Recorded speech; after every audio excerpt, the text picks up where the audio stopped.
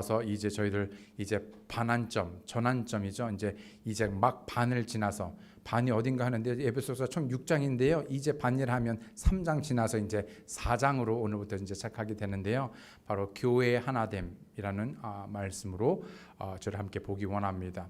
워낙 길어서 어디를 잘라야 될지 몰라서 어차피 긴 거 더 길게 해서 반으로 딱 잘라서 아주 과감하게 반으로 잘라서 총 4번까지를 2번까지만 오늘은 1, 2번만 하고 다음 주에 그래서 여러분 놓치지 마시고 이 모든 말씀을 여러분 들으시고 또 나누실 수 있기 원합니다.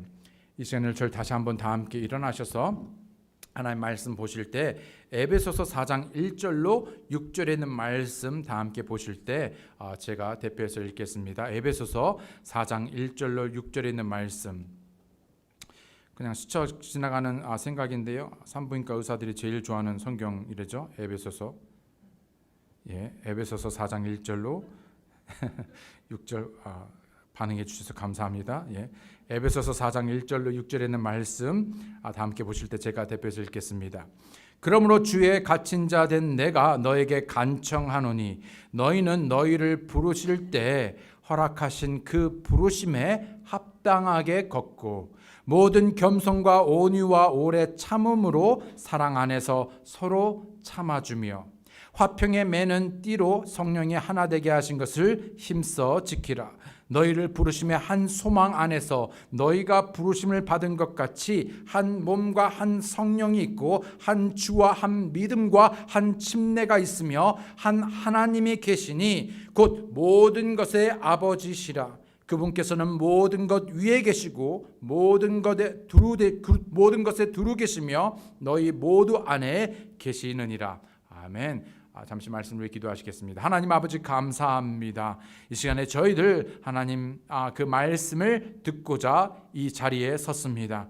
주님께서 저들의 귀를 열어주시고 마음을 열어주시며 오늘 그 말씀을 달게 받아 믿음으로 순종함으로 오늘 이 놀라운 하나님의 말씀이 역사하여 저들의 삶을 고치시고 또 뿐만 아니라 회복하시며 하나님께서 원하시는 놀라운 교회와 가정을 이루어 주시옵소서. 감사드리며 예수님의 이름으로 기도드렸습니다. 아멘. 착석해 주시기 바랍니다. 옥중서신, 바로 사도 바울이 감옥에 갇혀서 쓴 여러 서신들이 있는데 이 바로 에베소서 또한 바로 그 옥중에서 감옥 안에서 쓴 서신이지요. 바로 이 옥중 서신인 에베소서는 총 6장, 6장으로 되어 있죠. 그래서 이 6장을 크게 두 부분으로 나눴을 때 1장부터 3장까지는 가장 기본적인 교리인 구원의 교리로부터 우리가 무엇을 믿어야 하는지에 대하여 말씀하시고 있고요.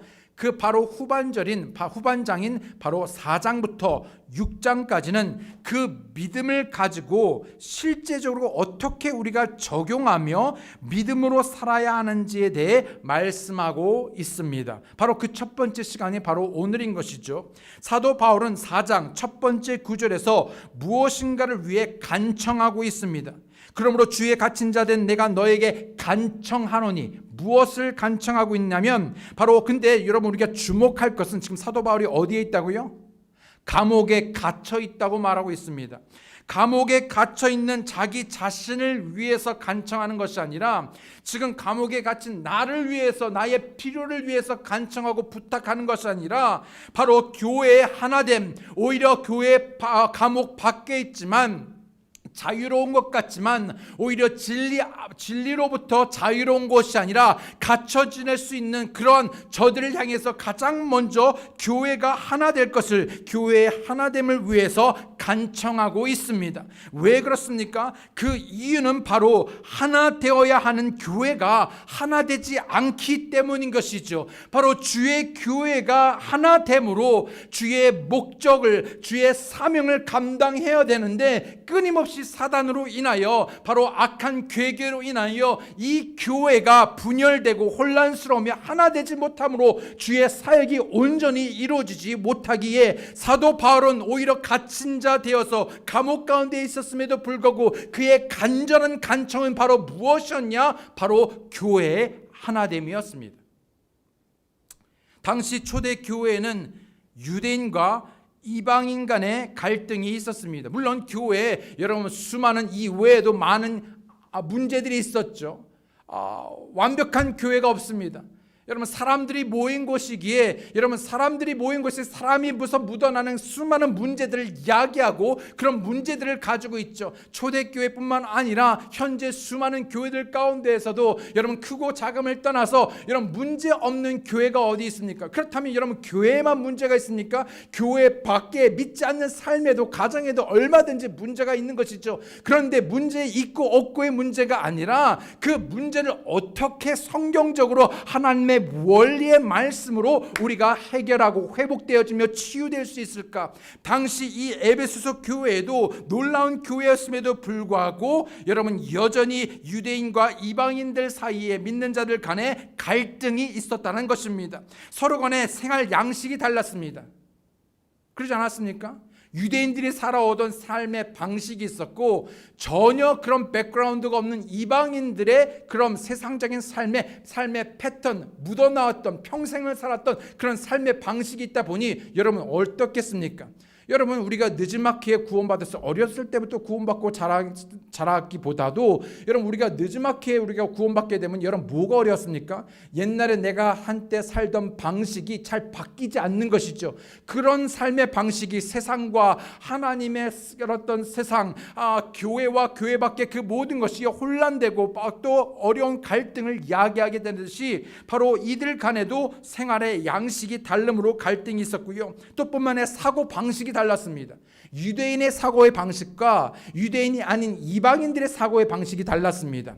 믿지 않는 사람들의 사고 방식과 믿는 사람, 이런 멀리 갈 것도 없습니다. 이런 미국 사람들의 사고 방식과 한국 사람들의 사고 방식이 완전히 다른 거 아십니까? 말의 구조, 언어의 구조도 완전히 다르지만은요, 그 말은요, 다시 말하면요, 우리의 문화, 사고 방식이 완전히 다른 것입니다.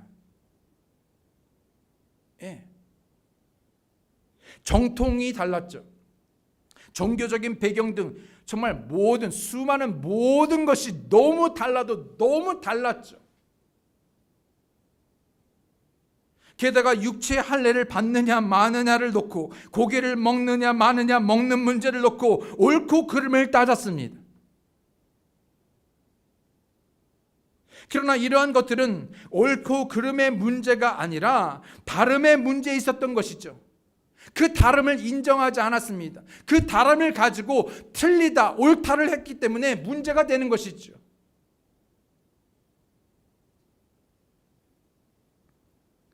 서로의 다름을 인정하지 않고 용납하지 않습니다. 용서하지 않죠.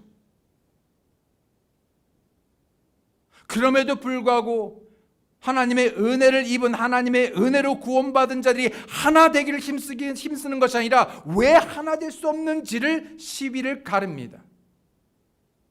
따집니다. 판단합니다. 정죄합니다. 포기합니다. 서로 싸우고 정죄하고 분열하는 것이죠. 오늘날도 수많은 교회들이 그야말로 중요하지 않은 것들을 가지고 서로 헐뜯고 상처를 내고받으며 분열합니다. 어쩌면 사고방식, 어쩌면 생활양식, 어쩌면 어떤 기호, 취미, 어떤 나름대로의 어떤 생각의 도덕적인 기준 등등 수많은 것들을 가지고 우리는 갈등합니다. 어떤 목사님이 말씀하시기를 많은 교회들이 대한민국의 통일을, 남북의 통일을 위해서 기도하는데 교회가 먼저 하나 되지 않으면서 어떻게 남북이 통일되기를 원하고 기도하는지 모르겠다고 하셨습니다. 맞는 말입니다. 여러분 그 엄청난 남과 북이 통일되기는 그렇게 여러분 금식하고 기도하는데 여러분 과연 가정이 하나 되기를, 아니 그 교회, 자기가 속한 그 교회가 하나 되기를 위해서 여러분 정말로 금식하며 정말 몸부림치며 기도하고 있습니까? 아니요.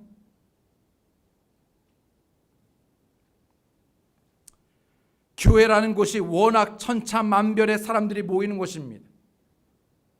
교회는 비슷한 사람들이 모이는 곳이 아니라 당시의 유대인 이방인처럼 완전히 다른 사람들이 예수 그리스도를 중심으로 모여 말씀을 통하여 성령으로 하나 되게 하신 것을 힘써 지킴으로 하나 되는 곳이 교회인 것이지요. 아멘.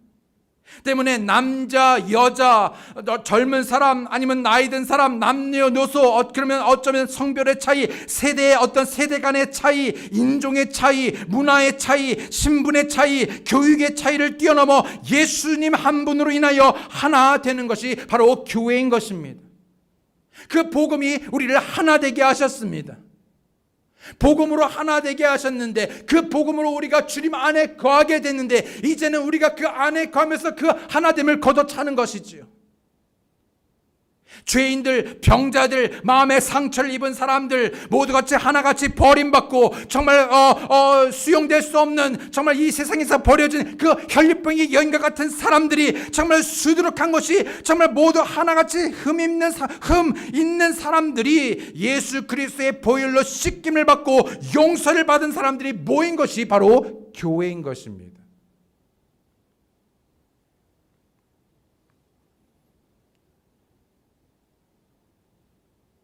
그래서 서로를 불쌍히 여기고 친절히 대하며 용납하고 주님의 몸을 세워가는 존재가 바로 우리인 것이죠. 때문에 성경은 계속해서 우리에게 교회의 한 몸을 이루고 하나가 되라고 권면하고 있습니다.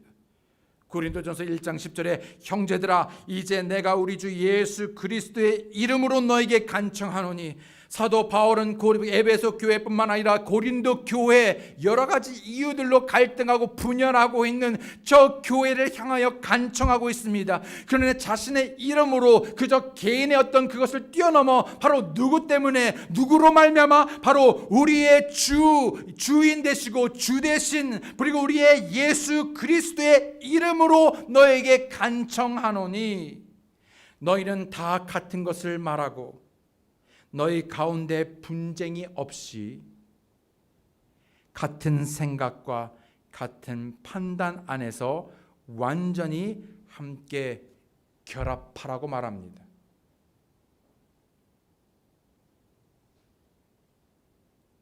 갈라디아서 3장 28절에 거기에는 유대인이나 그리스인이 없고 매인자나 자유로운 자가 없으며 남자나 여자가 없나니 너희는 다 그리스도 예수님 안에서 하나이니라.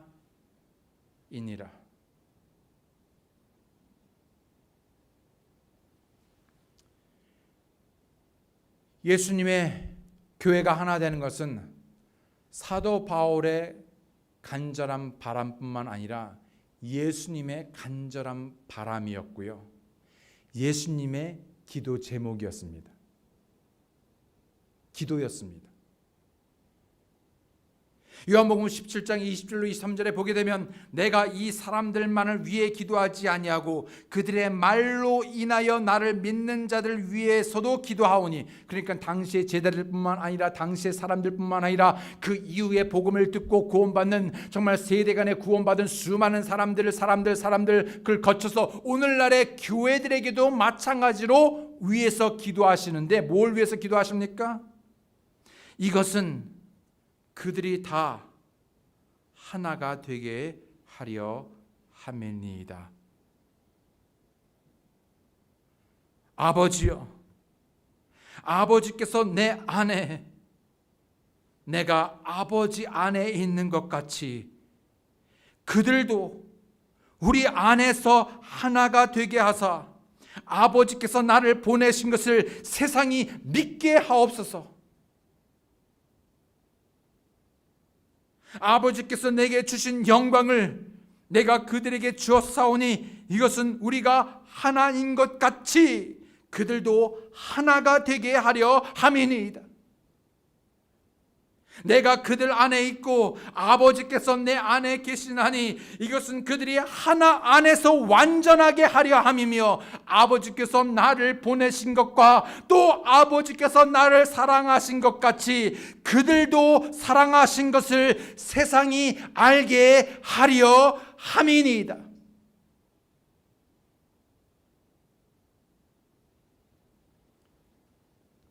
그렇다면 교회인 우리가 사도 바울뿐만 아니라 예수님의 바람과 또 그 예수님의 기도처럼 어떻게 하나 될 수 있는가? 첫 번째로 바로 부르심에 합당한 삶을 사는 것입니다. 부르심에 합당한 삶. 1절에 보게 되면 그러므로 주의 갇힌 자 된 내가 너희에게 간청하노니 너희는 너희를 부르실 때에 허락하신 그 부르심에 합당하게 걷고. 여러분, 부른다, 누군가가 불렀을 때 상경제, 지금 이거는요 부름에 응답을 안 하는 거예요. 뭐랬냐, 나를 진짜 부른 거야? 진짜 부른 거예요. 상경제, 예, 그러면요 불렀고 답을 한 겁니다. 예수님께서 우리에게 믿는 우리에게 뭔가를 불렀습니다. 단순히 이름뿐이었겠습니까? We were called. 우리는 부르심을 받았는데 무슨 부르심을 받았든지 하나님께서 원하시는 그 부르심에 우리가 응답을 해야 되는데 교회가, 믿는 자들이요 응답을 안 합니다.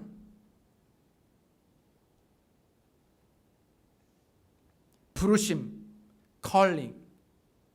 우리는 사람에 의해 부름을 받은 사람이 아닙니다. 목사가 성도를 초대하는 것도 아닙니다.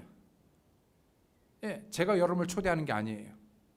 저는 지금 이 자리에서 목사로서 목사가 성도를 부르고 있는 것이 아니라 저는 그저 하나님의 말씀을 대언함으로 하나님께서 그 말씀을 대언케 하심으로 하나님의 부르심에 여러분이 그 부르심을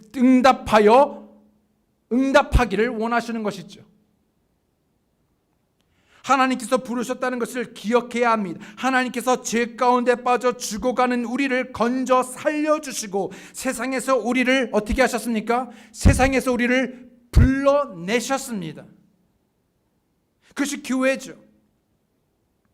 그래서 주님의 몸인 교회를 세우고 세상 속에서 교회의 목적을 위해 주의 일을 우리에게 맡겨주셨습니다.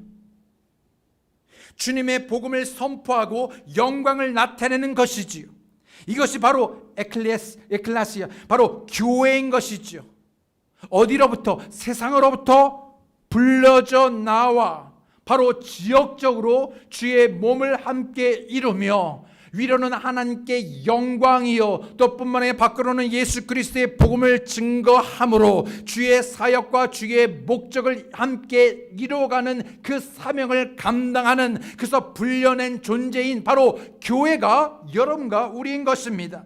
교회의 주인은 누구입니까? 채플 목사님 아니죠. 바로 교회의 주인은 누굽니까? 여러분 어떤 돈만님 아니죠. 여러분 교회의 주인은 누구입니까? 바로 하나님, 바로 스스로 주님께서 이 교회의 주인이신 것이지요. 바로 그 주인이신 예수 그리스도께서 이 교회의 바로 머리가 되십니다. 교회의 머리가 예수 그리스도이심으로 그 머리인 바로 예수 그리스도께 함께 결합하여 손이든 발이든 눈이든 코이든 무엇이 됐든지 각자 기능은 다르지만 여러 지체지만 함께 하나 되어서 누구의 지배를 받습니까? 누구의 컨트롤을 받습니까? 우리에게 머리이신 말씀하시는 예수님의 음성을 듣고 하나같이 일사천리 분리 정말 하여서 정말 함께 단합하고 일심하여서 전심으로 주의 뜻을 행하는 자들이 바로 여러분과 우리인 것이지요. 여기에서는요 교회는 여러분 어떤 누군가의 기호 또는 여러분 어떤 사람들의 원함 아니면 어떤 목사의 어떤 추구함이 아니라 바로 누구의 이야기를 듣는 곳이고 누구의 이야기를 따르는 곳인가? 바로 우리의 주 되신 예수 그리스도의 말씀을 듣고 행하는 것입니다.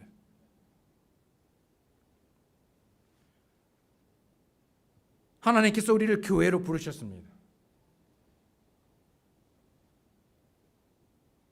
하나님께서 교회로 부르셨습니다. 물론 교회가 여러분 그저 이 건물 공간은 아니죠. 그러나 여러분 하나님께서 우리를 교회로 부르셨습니다. 무슨 말이냐면 여러분 이미 누차 우리가 수없이 들었지만 교회로 부르셨습니다. 여러분이 없이, 이 빈 공간에 있어야 될 분들이 없이, 이미 교회 한 몸으로 붙여주는 그들이 없이 교회가 온전히 세워질 수 없다는 것이지요. 남자든 여자든 노예든 자유자이든 이방인이든 유대인이든 죄인이든 병자든 누구든 상관없이 모두가 그리스도로 인하여 함께 구원받고 한 몸을 이루기 위하여, 그래서 교회로 부르셨고 우리는 응답하여 교회의 몸을 이루고 있는 것입니다. 아멘. 때문에 사도 바울은 교회인 우리가 이러한 부르심에 합당하게 살라고 우리에게 말씀합니다. 합당하게, 그 부르심에 맞게 합당하게 살라는 것입니다. 첫 번째 그 부르심은, 우리는 하늘의 부르심에 참여한 자들입니다. 하늘의 부르심에 참여한 자들이 있죠.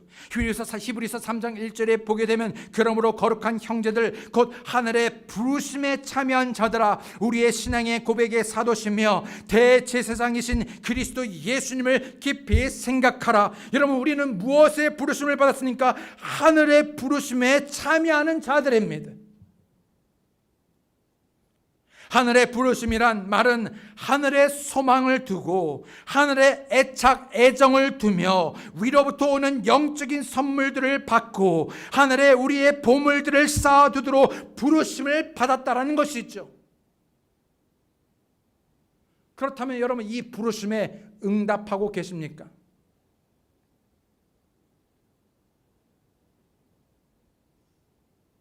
사도 바울은 이런 하나님의 높은 부르심의 상을 받으려고 표대를 향해 진취적으로, 정말 앞뒤 안 가리고 열심히 그 표대를 향해 밀고 나아갔습니다. 빌립보서 3장 14절에 말하기를, 그리스도 예수님 안에서 하나님의 높은 부르심의 상을 받으려고 표대를 향해 밀고 나아가노라. 하나님의 높은 부르심의 상, High calling,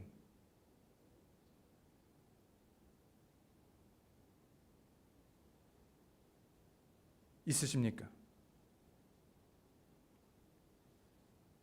받으셨습니까? 받았나? 나는 안 받았나? 받으셨습니다. 두 번째로 우리는 거룩함으로 부르심을 받았습니다. 거룩하심으로 부르심을 받았습니다. 디모데후서 1장 9절에 그분께서 우리를 구원하시고 거룩한 부르심으로 부르신 것은 우리의 행위에 따른 것이 아니요 자신의 목적과 은혜에 따른 것이니라. 그 은혜는 세상이 시작되기 전에 그리스도 예수님 안에서 우리에게 주어졌으나 거룩한 부르심으로 우리를 불렀습니다. 여러분, 그리스도인은, 우리는 여러분 거룩한 삶을 추구해야 합니다.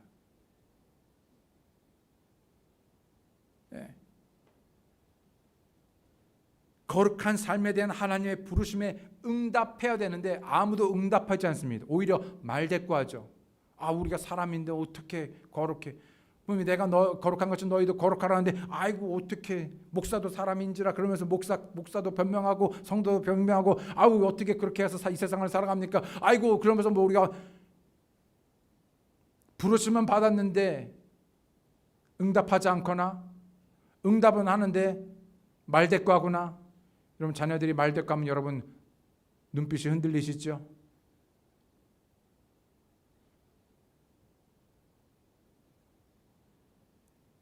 우리는 세상과 분리되어 거룩한 삶을 살아야 합니다. 부정한 것, 더러운 것으로부터 자신을 지켜야 합니다. 더러운 말은 입 밖에 내지도 말아야 하고요. 보다 높은 하나님의 하늘의 부르심 뿐만 아니라 거룩함으로 부르심, 세 번째로 화평에 이르도록 부르심을 받았습니다. 화평에 이르도록. 골로새서 3장 15절에 하나님의 화평이 너희 마음속에서 다스리게 하라. 너희도 그 화평에 이르도록 한 몸 안에서 부르심을 받았으니 감사하는 자가 되라 라고 우리에게 말하고 있죠. 여러분 하나님의 화평이 여러분 성령 여러분 피스 되신 여러분 정말 평강의 왕이신 예수 여러분 그 화평이 여러분을 다스리게 하십시오. 여러분 세상이 아니면 그 누군가가 여러분의 그 화평을 여러분 평강을 빼앗가지 않도록 여러분 그 기쁨을 빼앗기지 않도록 여러분 하나님의 화평이 여러분의 마음을 다스리도록 여러분이 허락해야 합니다.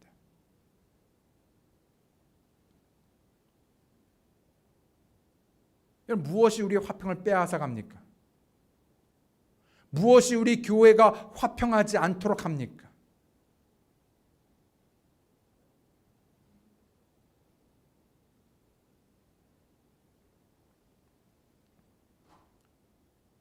네 번째로 우리는 그리스도의 좋은 군사로 부르심을 받았습니다. 디모데후서 2장 3절로 4절에 그러므로 너는 예수 그리스도의 좋은 군사로서 고난을 견디어내라. 전쟁을 하는 어떤 사람도 이 세상의 삶의 일에 얽매이지 아니하나니 이것은 그가 자기를 군사로 택한 자를 기쁘게 하려 함이라. 여러분 나라의 여러분 군인들이요, 여러분 자기를 기쁘게 하지 않습니다. 그 일정 기간 동안은요 자신의 국방의 의무를 다하며 책임을 다하며 바로 그 일을 감당합니다. 최고 우선의 순위를 두지요. 여러분 때문에 어떤 긴급한 상황이 있으면요 아침이든 밤이든 또 여러분 새벽이든 할 것 없이요 여러분 부르면 나가야 되고요 서야 합니다. 지켜야 합니다.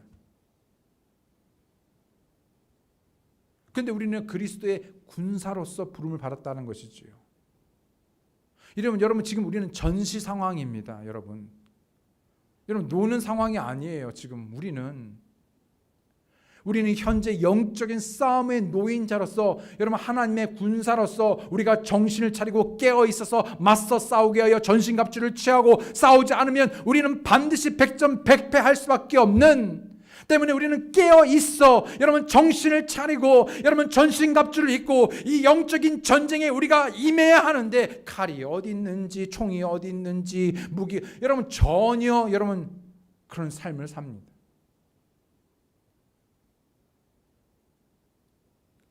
다섯 번째로 우리는 믿음의 선한 싸움을 위해서 부르심을 받았습니다. 그런데 어떤 싸움이요? 선한 싸움. 믿음의 선한 싸움입니다. 디모데전서 6장 12절에 믿음의 선한 싸움을 싸우며 영원한 생명을 붙들라. 그것을 위하여 너 역시 부르심을 받았고 많은 증인들 앞에서 선한 고백을 고백하였도다. 믿음의 선한 싸움을 싸우고 계십니까? 아니면 헛된 육신의 싸움을 싸우고 계십니까?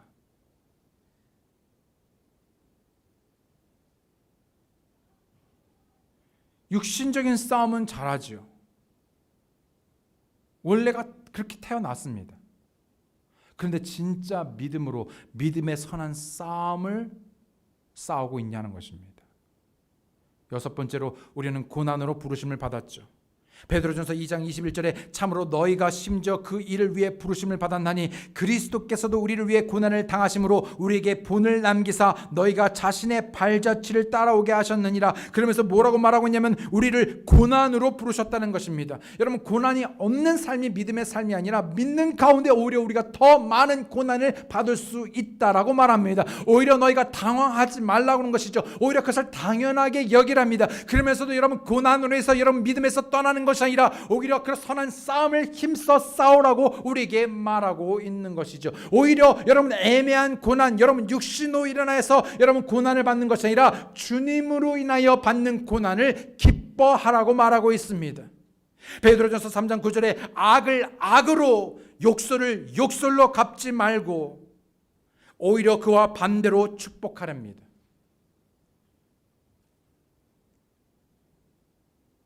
이러한 일을 위해 너희가 부르심을 받은 줄을 아나니 이것은 너희가 복을 상속받게 하려 함이라.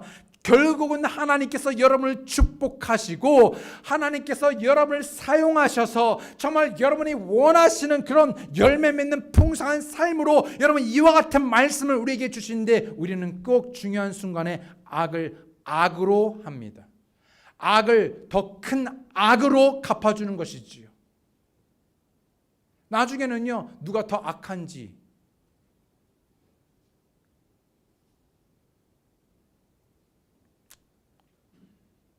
욕설을 들으면요, 나도 욕을 해줘야 됩니다. 나는 모르는 줄 알아? 그러면서 아주 기가 막히는 아주 찰진 욕들을 그냥 해댑니다. 깜짝깜짝 놀랄 만큼. 그런데 뭐 그거는요, 뭐 지나가다가 뭐 모르는 사람들이 하면 모르는데요, 심지어 여러분 상상할 수 없는 곳에서 여러분 그런 말들이 튀어나온다는 것이죠. 믿음의 가정들 안에서, 교회 안에서 아직까지 그런 일을 제가 경험하지 못했죠. 만약에 여러분 이게 말이 가능한 말입니까? 내가 뭐 몰라서 못하는 줄 알아? 그러면서 차마 여러분 아주 그냥 막 샤킹한 막 그런 막 예.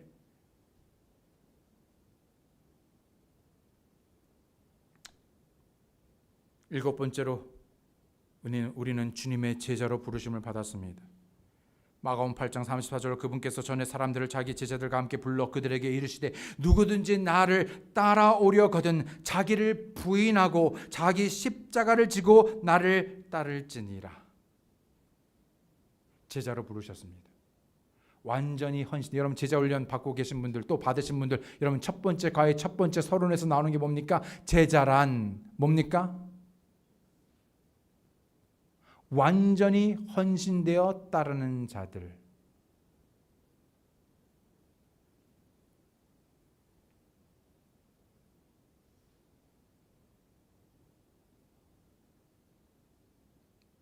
거의 제자가 없습니다. 교인은 넘쳐나는데 제자가 거의 없습니다.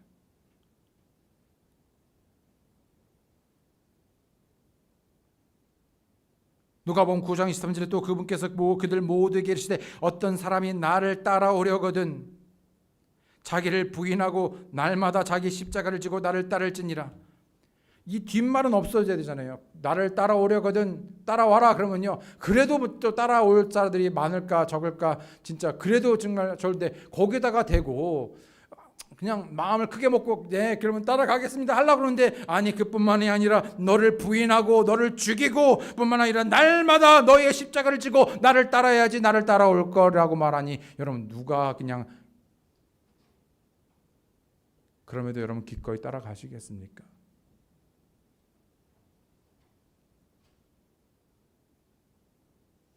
하나님의 말씀에 순종하고 날마다 순종하고 따라가시겠습니까? 가다가 포기하시겠습니다. That's it. 여기까지 주님. 더 이상은 무리입니다. 더 이상은 내가 그렇게 못하겠습니다. 더 이상 그 말씀에 내가 따르지 못하겠습니다. 여러분 이것인데 주님 이것이 내 한계입니다. 더 이상은 안 됩니다. 또는 우리는 거래하죠. 그럼 뭐 줄 건데요? 여러분 이미 다 주셨는데 거기다 대고 뭐 주면은 이거 해주시면은 거래합니다. 상황에 따라서 환경에 따라서 이렇게 되면 그때 예배하죠. 이렇게 되면 그때 주님 따르는 거 한번 생각해 보죠. 그때 가면 그만큼 조금 저 한 번에 좀 노력해 보겠습니다. 아니요 여러분.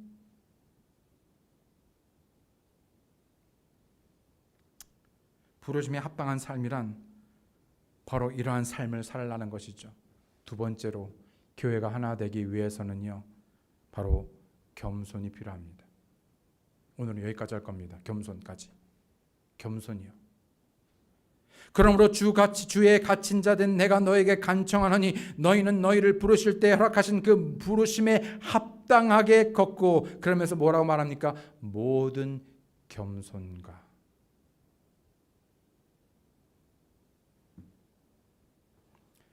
여러분 당시 시대의 사고하는 생각하는 방식 그러니까 생각은 뭡니까? 나를 판단하게 하고 내가 행동하게 하는 모체잖아요.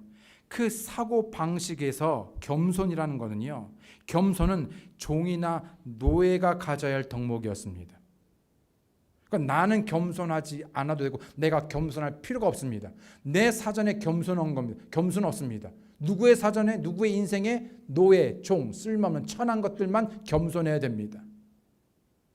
그게 사고 방식이었어요. 자유시민들은 겸손을 어떻게 생각했냐면 악덕이라고 생각했습니다. 악이라고 생각했습니다. 어떻게 겸손? 말도 안 돼. 그럼요. 어떻게 그래도 그게 아니라 맞아. 이게 일반적인 생각이었습니다. 겸손은 약한 사람, 약한 종이나 약한 노예들의 천한 사람들의 몫이지 힘이 없는 연약한 사람들의 몫이지 주인이나 지배자들이나 정말 똑똑한 사람들이나 능력 있는 힘을 가진 사람들이요 겸손할 필요가 없었습니다. 여러분 생각해 보십시오. 내가 힘이 있는데 왜 겸손해요? 내가 부자인데 왜 겸손해? 여러분 세상의 원리가 그거잖아요. 내가 더 많이, 내가 더 높이, 내가 더 많은 힘을 가진 내가 왜 겸손해야 됩니까? 내가 그러지 않아도 되는데.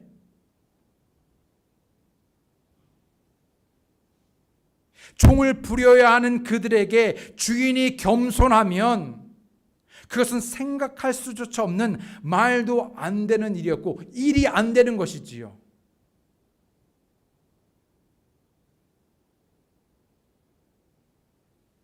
그런데 이런 사고방식을 그리스도인들이 가지고 있다는 것입니다. 가정에서, 교회에서, 직장에서, 사업을 하면서. 그런데 그리스도인에게 있어서 가장 중요한 첫째 되는 덕목이 겸손이라는 것이죠. 겸손. 여러분 예수님께서 어떻게 하셨습니까?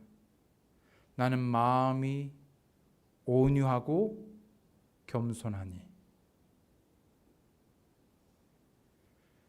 오늘날만큼 이기적인 세상도 없을 것입니다. 그냥 이기가 아주 그냥 더덕더덕 그냥 오죽하면 그냥 계속 그냥 셀프 나봐라 여봐라 막 그러면서 막 계속 그냥 자기를 피하라고 그냥 나밖에 없습니다. 그러니까는요 여러분 그냥 여러분 자식이 교육에서도 너가 최고야, 네가 최고가 돼, 네가 이겨야 돼, 네가 짓밟아야 돼, 네가 최고가 돼야 돼요. 나만 봐.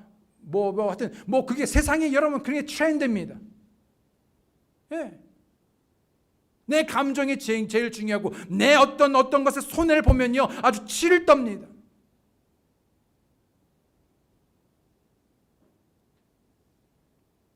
똑같이 아이들끼리 싸웠는데 내 아이가 조금 더 많이 물리고 더 깊이 물리고 더 피가 나면요 막 같이 싸우고 아니면 우리 애가 더 잘못했는데 그게 중요하지 않아요. 그냥 막 부들부들 막 떨리는 것이죠. 막.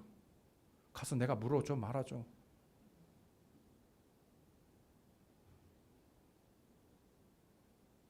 모든 것이 개인적이고 자기 중심적이죠. 어떻게 해서든 자신을 내세우고 자신을 나타내야 하고 자기가 어떤 경우도 손해를 보려고 하지 않습니다. 조금 더 자신의 이익을 포기하거나 자신을 손해보려고 하지 않습니다. 자신의 권리만을 주장하지요. 교만합니다. 그런데 이러한 세상적인 모습과 원리들이 교회 안에서 구원받은 자들의 삶 속에서 늘상 일어난다는 것이지요. 가장 그리스도인답지 못하고 주님을 닮지 않는 사람이 있다면 바로 그 사람은 교만한 사람입니다. 그런데 나는 저 사람만큼은 교만하지 않아요 목사님, 나는 그 정도까지는 아니에요 라고 하면서 자신의 교만을 커버업합니다. 그런데 여러분 과연 누가 나는 교만하지 않다라고 말할 수 있습니까? 다 교만하죠. 더 큰 것만 나는 교만하지 않다라고 생각하는 것입니다. 교만한 줄도 모르는 것이죠. 여러분 하나님께서 가장 증오하시고 가장 싫어하시고 뿐만 아니라 하나님께서 대적하시는 거, 여러분 하나님께서 대적하시는 그 존재가 누구인지 아십니까? 여러분 악한 사람? 여러분 죄 많은 사람? 아니요, 그 사람들은 오히려 하나님께서 불쌍히 여기셨습니다. 여러분 하나님께서 가장 싫어하고 하나님께서 가장 대적하시는 사람이 누구이냐면 바로 교만한 사람입니다.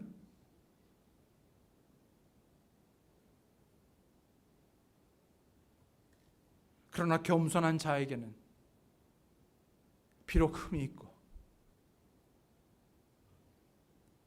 비록 죄가 많고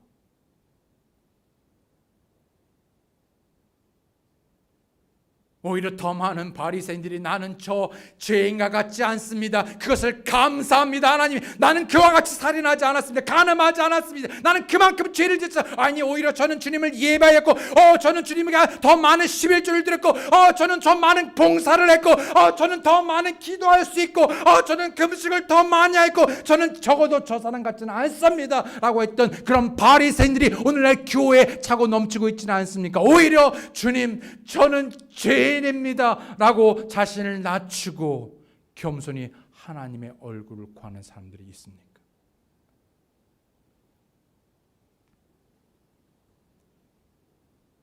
겸손한 자에게 하나님께서 은혜를 베푸십니다. 축복을 약속하시죠. 하나님의 능력을 부어주십니다. 겸손이야말로 하나님의 은혜를 받을 수 있는 유일한 길입니다. 여러 길들 중에 하나야 아니라 유일한 길입니다. 혹시 이 말이 조금 문제가 있으면 이양록 교수님 저한테 나중에 말씀해 주십시오. 여러분, 하나님의 은혜를 받을 수 있는 유일한 길입니다. 겸손은요. 주님께서는 모든 믿는 그리스도인들에게 자신보다 다른 사람을 더 낮게 여기고 다른 사람의 유익을 구하고 다른 사람을 섬기며 그 사람의 종이 되라고 말합니다.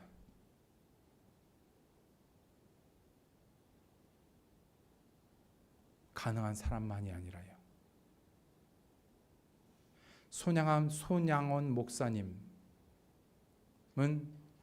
자신의 아들을 죽인 그 아들의 친구를요, 사랑하고 받아들이고 용서하고 받아들이며 나중에 자기 아들로 삼았습니다. 누구를요? 자기의 사랑하는 아들을 죽인.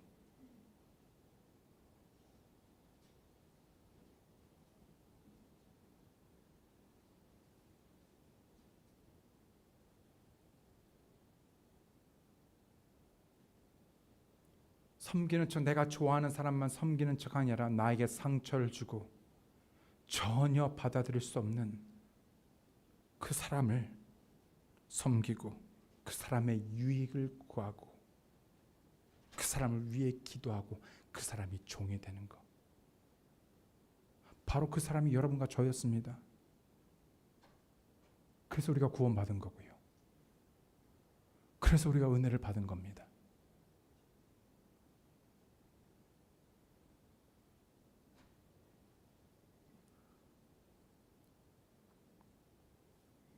계속해서 주님께서 우리에게 낮아지랍니다. 겸손하랍니다. 겸손한 사람이야말로 주님을 닮은 참된 그리스도의 사람이지요. 그럼에도 우리는요, 참 겸손하기가 너무 어렵습니다. 태생부터 겸손이 잘 안 돼요. 성경에서도 모르는 사람들의 문제는요, 교만에 있었습니다.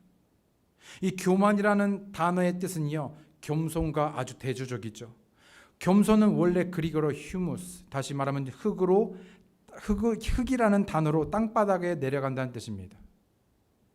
그에 반해 교만은요, 뭐냐면요, 후페레파노스라 합니다. 후페레파노스. 이 무슨 말이냐면요, 다른 사람들 위에 자신을 올려놓는 것입니다. 모든 사람들 위에 자신을 올려놓기는 힘들죠. 그러니까 어떻게 합니까? 적어도 내가 할 수 있는 사람들, 내가 어느 정도 좀 더 사람들에게는 내가 위에 둡니다. 낮게 두는 것이죠. 너는 그래서 나보다 나아져. 너는 그래서 나보다 더 못해서 너는 더 밑에 있어야 돼. 내가 너보다는 밑은 아니지. 팀이 잠깐만 나볼래요? 요새 저보다 키가 조금 더 컸어요. 더 커서 안 되니까 너 내려가 이제. 아빠보다 더 크면 안 되잖아. 그렇죠? 야, 안 되겠다. 더 앉아. 꿇어. 피곤해가지고 아빠가. 아들인데 뭐. 아들인데 어때요? 기분 나빠? 재미? 기분 나쁘면 안 되지 네가. 오케이, 들어가 봐.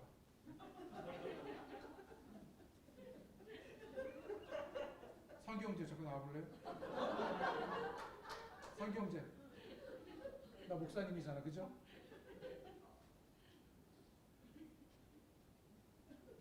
미리 하네요. 어떻게 해볼까? 힘들만. 성경제는 괜찮아. 일로 올라와. 괜찮아. 올라와. 쟤는 내 아들이고 쟤는 내가 이렇게 할 수 있고. 큰일 나잖아. 우리 교회 얼굴인데. 하나라도 더 있어야지. 그렇죠? 감사해요. 난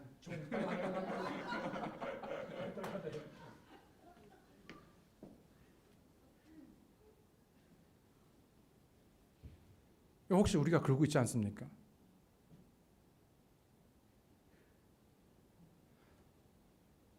내 밑에 둘 사람, 내 옆에 둘 사람, 어쩔 수 없이 내 위에 둘 사람을 우리는 정해놓고요. 받아들이고 안 받아들이고, 용서하고 용서하지 않고, 겸손하고 교만할 대상을 우리가 정해둡니다.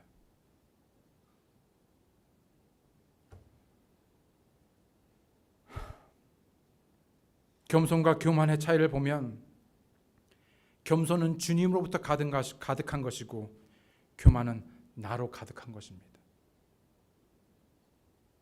겸손은 주님만 의지하는 것이고, 교만은 나와 세상을 의지하는 것. 겸손은 주님만 자랑하는 것이고, 교만은 나를 자랑하는 것. 겸손은 가슴 마음이 커지는 것이고, 교만은 머리가 커지는 것. 겸손은 나보다 상대를 낮게 여기는 것이고, 교만은 언제나 자기를 더 낮게 여기는 것. 겸손은 섬기려 하는 것이고, 교만은 섬김을 받으려고 하는 것. 겸손은 자기 위치를 지키는 것이고, 교만은 자기 위치를 벗어나는 것입니다. 그런데 수많은 사람들이 자기의 본분을, 자기의 위치를 벗어나지요. 사단 루시퍼가 그랬습니다. 찰스 스퍼전은 말하기를, 겸손은 자기 자신을 올바르게 평가하도록 만드는 것이다. 여러분, 겸손은 무엇입니까? 오늘의 본문에 보니까 특별한 단어를 썼더라고요. 바로 자기를 비우고 낮추는 것입니다. lowness. 자신을 낮게 두는 것입니다. 겸손에 대한 사전적인 의미를 보니 남을 높이고 내 몸을 낮추는 것입니다. 이미 말씀드린 대로 예수님의 본을 따라 마음과 몸을 낮추고 주님의 마음과 생각을 품는 것이죠. 어떤 특정한 사람, 이만큼만이 아니라 모든 사람들을 다 나보다 위에 두는 것입니다. 여러분, 가능하시겠습니까? 모든 사람을 나보다 위에 두는 것입니다. 우리 아내들은 남편을 밑에 두고 싶을 때가 참 많죠. 설령 그런 마음이 들더라도 그 마음을 지우시고 하나님께서 말씀하신 대로 위에 두셔야 합니다.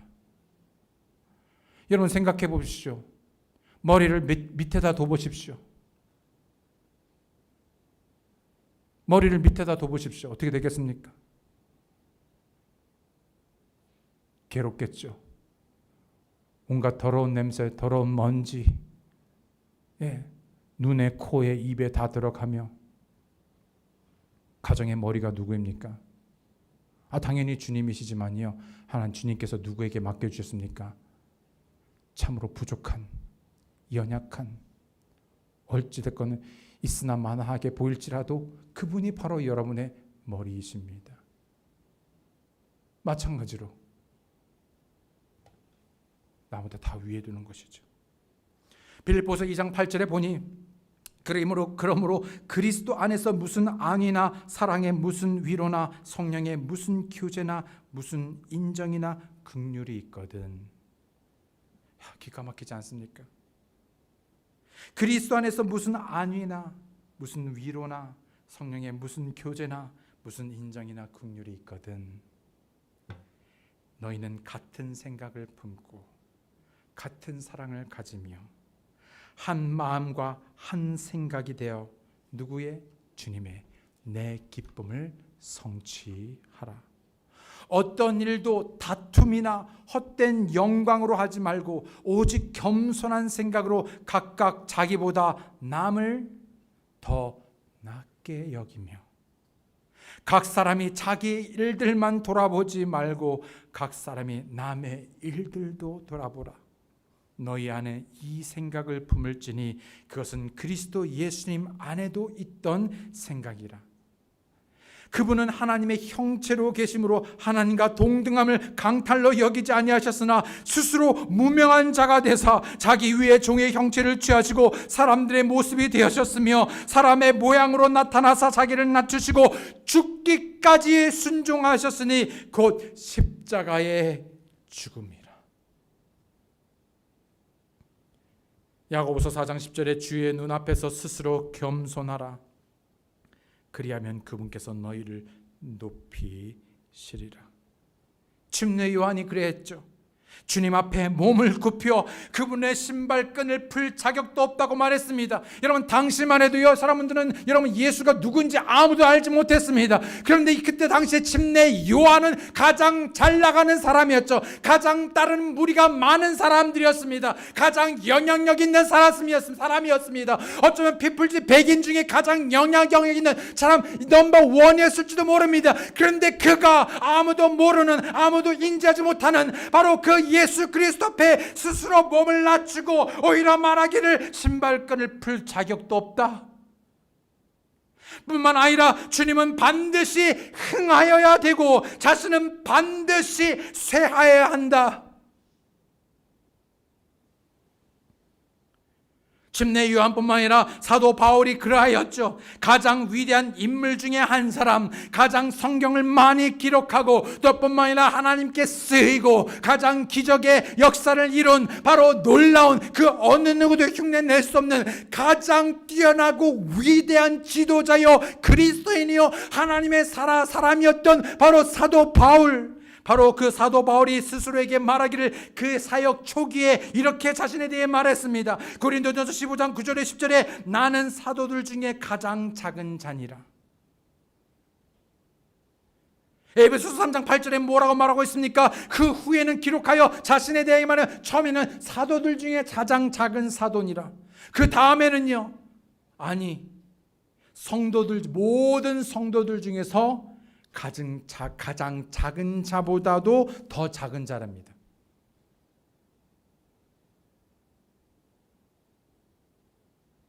그의 삶의 마지막에서는요, 이것은 신실한 말이요 온전히 받아들이기 합당한 말이니 곧 그리스도 예수님께서 죄인들을 구원하시러 세상에 오셨다는 말이로다. 죄인들 중에 내가 우두머리니라. 이제는 우두머리예요. 근데 뭐의 우두머리냐면요, 죄인들 중에. 누가? 사도 바울이. 수많은 죄인들 중에서도요, 수많은 악한 죄인들이 있고요, 가장 지극히 아주 나쁜 가장 죄인들 중에서도 자신이 가장 탑이라는 것이죠. 그의 사도 바울에 반해서 우리의 태도는 어떻습니까? 나는 그 정도는 아니고 나는 그 정도로는 아니라고 우리는 말하지요.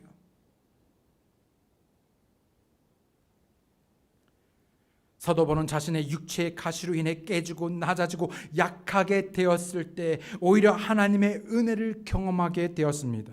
약할 때 더 강하고 능력 있는 사역을 감당하게 되었죠.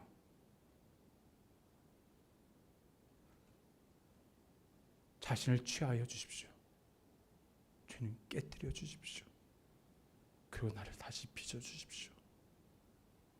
그 육체의 가시가 너무 아프고 힘들고 괴롭고 고통스러워서 무려 3번씩이나 기도하였건만 하나님께서 말씀하시기는 내 은혜가 족하다고 하였을 때, 그것을 은혜로 보게 되었을 때, 그 깨어짐이, 그 아픔이, 그 육체의 가시가 하나님의 큰 은혜임을 보게 된 것입니다. 유럽의 종교개혁자인 루터와 스뱅글리는 각자가 추구하는 종교개혁의 방향이 서로 반대였다고 하죠.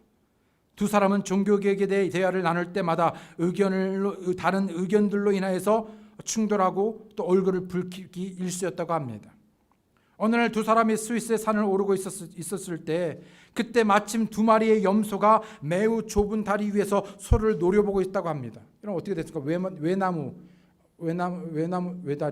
다리, 그렇죠? 외나무 다리에 있는데 염소가 이쪽에서 또 다른 염소가 이쪽에서 하필이면 그때 지나가다가 가운데서 만난 것입니다. 어떻게 했을 것 같습니까? 보니까 원래 염소는요 어떻게 합니까? 원래 머리를 치고 받는 것이죠. 비켜. 네가 비켜. 어쭈. 내가 더 센데 한번 해봐. 그래 해봐. 그냥 쿵쿵하다가 둘 다 떨어지든지 아니면 힘센 놈이 약한 놈을 밀어뜨리든지 그런 아주 그냥 긴박한 상황이 벌어진 것이죠. 그래서 노려봅니다. 그게 다 보여요. 다리 중간에 오도 가도 못하는 염소가 서로를 노려보고 어떻게 할까 싶어서 보고 있는데요.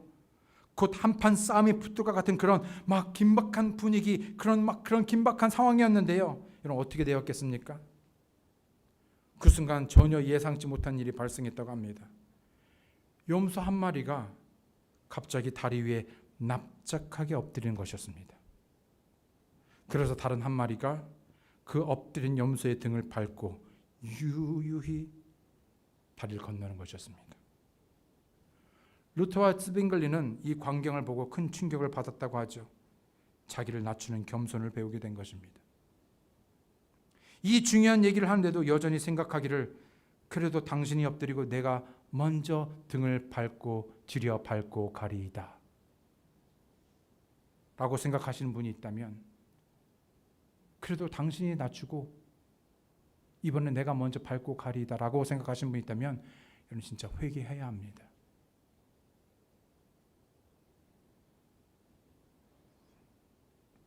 나보다 저 사람이 더 나쁘고, 나보다 저 사람이 더 잘못했고, 나보다 저 사람이 더 죄인이라고 여기며 목을 뻣뻣이 세우는 분이 계시다면 정말이지 심각하게 회개하셔야 합니다.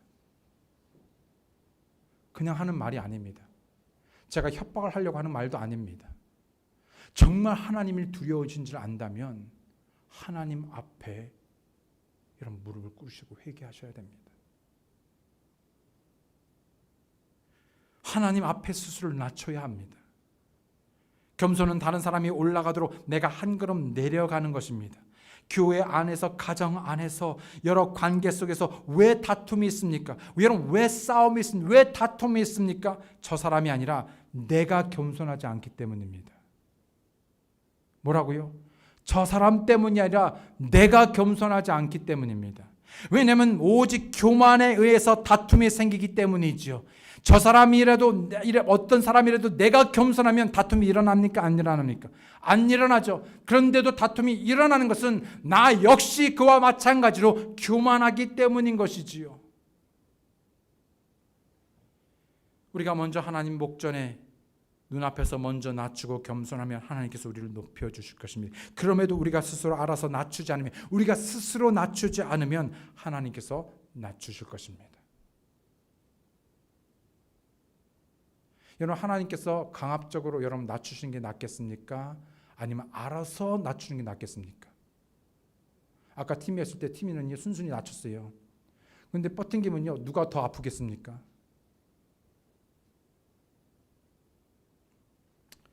마지막으로 겸손은요 사실 스스로 낮추고 비우고 낮추는 것뿐만 아니라 하나님께 복종하는 것입니다. 겸손은 하나님께 복종하는 것입니다. 겸손한 자가 주장할 것은요 오직 순종뿐입니다. 악을 선으로 이기는 것이 악으로 선을 이기는 것이 아니라 선으로 악을 이기는 것이죠. 결국 겸손으로 하나님의 법을 이루게 되는 것입니다. 그것이 교회이고 교회가 하나 될 수 있는 법입니다. 겸손하면 내가 지는 것이고 억울하며 손해보는 것 같지만요 아닙니다. 여러분 절대로 아니에요. 여러분 때문에 여러분 억울해하지 마십시오. 그게 아니에요. 겸손하면 여러분 이루 말할 수 없는 평화가 찾아옵니다. 맞죠 말이자매? 아니 과감하게 고개를 끄덕인 것 같아서 말하는 거예요. 맞습니까? 네. 겸손함은 결코 사람에게 상처를 주지 않습니다. 그런 의미에서 겸손하게 나보다 남을 낮게 여기고 서로 섬기는 영이 우리의 마음을 지배할 때 교회는 하나 되기 시작합니다. 그리고 어떻게 됩니까? 예수님이 높여지십니다. 하나님의 은혜가 넘쳐나게 되는 것이죠. 야고보서 4장 6절로 7절에 그러나 그분께서 더 많은 은혜를 베푸시나니 그러므로 그분께서 이르시되 하나님은 교만한 자들을 물리치시나 겸손한 자들에게는 은혜를 베푸시느니라. 그러므로 뭐라고 말합니까? 하나님께 복종하라. 그런데 이 복종의 겸손은요, 말 한마디 못하고 눈치만 보며 비굴해하는 것이 아니죠. 성경에서 말하는 겸손의 개념은 우리가 일반적으로 알고 있는 겸손의 개념과 다릅니다. 성경에서는 겸손의 모델로 예수님을 지목하고 있죠. 그런데 전혀 예수님은 겸손과 거리가 멀어 보입니다. 자신은 온유하고 겸손하니 자신에게서 겸손을 배우라고 말씀하고 있기 때문이죠. 예수님은 언제나 당당하셨습니다. 예. 겸손하기 때문에 뭐 이렇게 비굴한 게 아닙니다. 나는 온유하고 겸손히 내게 와서 배우랍니다. 어느 누구에게도 겸손하신 그분이 비굴하거나 굽신거리지 않았습니다. 자신을 지나치게 비하하지도 않으셨지요. 어쩔 때는 해야 할 소리를 거침없이 쏟아내셨습니다. 또 장사하는 사람들의 상을 뒤엎기도 하셨습니다. 성경에서 말하는 겸손이란 사람 앞에서의 겸손이 아니라 하나님 앞에서 그분의 권위 있는 말씀에 대한 우리의 태도, 바로 그것을 겸손이라고 말하는 것입니다. 겸손은 사람이 아니라 하나님 앞에서의 겸손입니다. 오해하지 마십시오. 그렇다고 모든 사람들에게 함부로 하라는 것이 아닙니다. 하나님을 의식하지 않고 사람들 앞에서 겸손을 말하고 겸손한 척한다면 그것은 겸손을 가장한 교만이요 외식에 불과한 것이죠. 위선입니다. 다시 말해서 겸손이란 절대적인 권위이신 하나님께 대한 무조건적인 복종입니다. 무조건적인 복종, 그럼에도 불구하고 나를 그 안에 꺾고 들어가는 것이지요. 이에 대해 칼빈은 성경이 가라는 데까지 가고 성경이 멈추는 데서 멈추고 성경이 침묵하는 데서 침묵하는 것이 겸손입니다. 즉 무엇을 말입니까? 하나님께서 말씀하신 대로 모든 그대로 복종하는 것입니다. 많은 이들이 사람들 앞에서는 겸손한 모양새를 갖추지만 정작 하나님의 앞에서 여러분 목을 세웁니다. 여러분 이런 엄청난 실수를 범하고 계십니까? 하나님 다 보고 계시잖아요. 예. 그런데 어느 사람 앞에서는요 고개를 듭니다. 너 옆으로 봅니다. 지켜봅니다. 깔봅니다.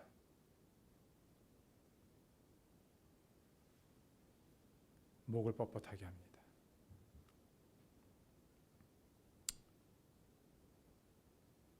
정작 하나님에 대해 하나님의 말씀에 대해 하나님을 두려워하지 않죠. 굴복하거나 복종하지 않습니다. 하나님의 백성이라 일컫는 자들이 늘 하나님 앞에 마음을 딱딱해 하고 목을 뻣뻣이 세웠었죠. 그러나 겸손한 사람은 자세를 낮추고 겸손합니다. 복종합니다. 여러분 이러한 겸손이 우리 교회에 있기 원합니다. 여러분의 가정과 여러분의 개인의 삶에 있기 원합니다. 그래서 교회가 하나 되기 원하고요. 교회가 하나 됨으로 주의 몸을 세우는 여러분과 제가 되기 원합니다. 나머지는 2부는 그 다음 주에 보도록 하겠습니다. 다 함께 기도하시겠습니다. 이 시간 저를 다 함께 머리 숙여 기도하실 때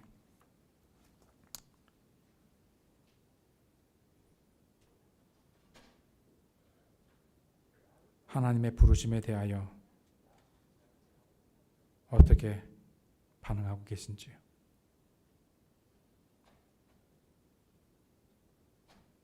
또 우리가 마땅히 취할 겸손의 덕목을 가지고 낮추고 하나님께 복종하고 계신지요?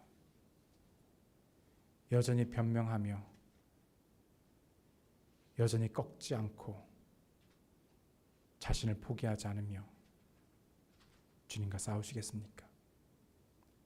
아니면 하나님의 은혜를 구하기 위하여 하나님을 신뢰함으로 낮추시겠습니까? 하나 되시겠습니까? 하나됨은 저 사람과 나의 하나됨이 아닙니다. 주님 안에서 주님의 몸을 하나로 세우는 것이죠. 나는 어떠한 노력을, 나는 어떤 구성원이, 나는 어떤 위치에, 어떠한 모습으로 하나 되기를 힘쓰고 계신지요. 여전히 그런 부분에 어려움이 있다면 여러분의 힘으로가 아니라 왜 주님 앞에 여러분 구하고 도움을 구하지 않겠습니까? 그 사람이 아니라 저를 위해서가 아니라 바로 여러분 자신을 위해서 하나님께서는 바로 여러분을 치유하시고 여러분을 축복하시며 우리를 축복하시기 원하시고 교회를 하나 되게 하시기에 여러분 이 시간에 교회의 하나됨을 위하여 각자 하나님 앞에 결단하시고 겸손히 낮추시며 하나님 얼굴을 구하시는 이 시간 되기 원합니다. 함께 기도하시겠습니다.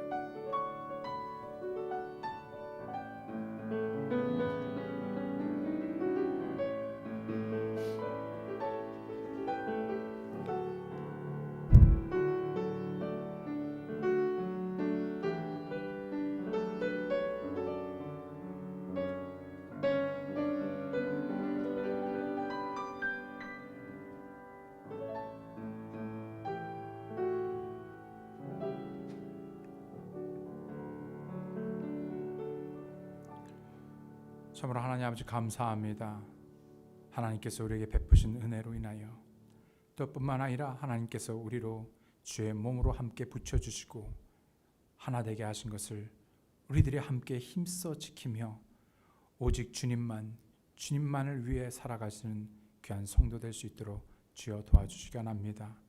주님께서 우리에게 본이 되어주시고 가르쳐주신 그 말씀대로 그 본대로 우리가 서로를 위해 서로 자신을 낮추고 비우고 낮추며 하나님의 모든 말씀에 그리고 하나님의 눈앞에서 겸손히 복종하는 말씀에 따라 순종하는 그리고 하나님께서 우리에게 부르신 대로 그 부르심에 합당한 삶을 살아가는 놀라운 믿음의 그리스도인이 되도록 아버지 도와주시옵소서. 저들의 삶을 주님 축복하여 주시옵소서. 하나님께서 강력히 역사해 주시고 그 모든 마음 가운데 그 삶들 가운데 가정에서 교회에서 저들이 무엇을 하든지 어디에 있든지 하나님의 놀라운 은혜가 차고 넘치도록 아버지 함께하여 주시옵소서. 감사드리고 예수님의 이름으로 기도드렸습니다. 아멘.